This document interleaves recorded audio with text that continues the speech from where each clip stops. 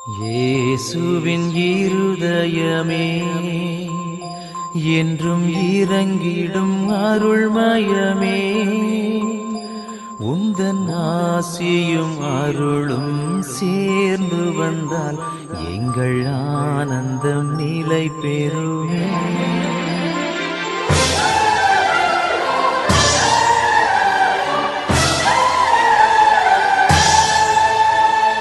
இயேசுவின் இருதயமே என்றும் இறங்கிடும் அருள்மயமே, உந்தன் ஆசியும் அருளும் சேர்ந்து வந்தால் எங்கள் ஆனந்தம் நிலை பெறுமே.